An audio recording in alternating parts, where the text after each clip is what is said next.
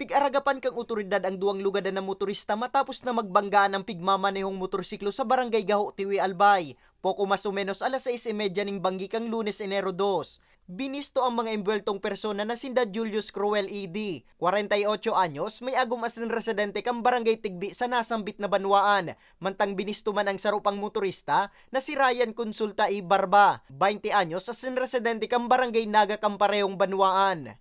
Sigun kay Police Captain Jerry Cantes, Kantiwi Municipal Police Station, mantang pigbabaybay kan duwang imbweltong motorsiklo ang tinampo pasiring tabako. Biglang luminiko si Cruel sa gilid tinampo. Hulit aday nakapag-signal light, aksidente ining nabangga kang papaabot ng motorsiklo. Ini po ang inot ng motorsiklo na minamaneho ni Julius Cruel.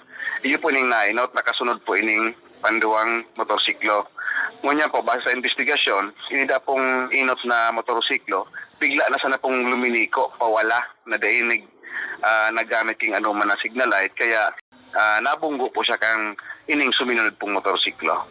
Suminapo ning lugad sa maniba-ibang partikan sa indang hawak ang duwang motorista, asin tulos man na naidara sa ospital. Rusi na 125 na daing plaka, iinisyuan po siyang ticket.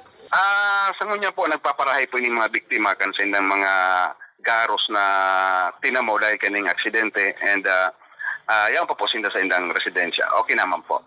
Nagkaariglo naman ang ambuslados. Magigirumduman sa parehong porsyon. Binawian ng buhay ang sarong lolo matapos na mabangga ni motorsiklo. Disyembre 29 kang nakaaging taon.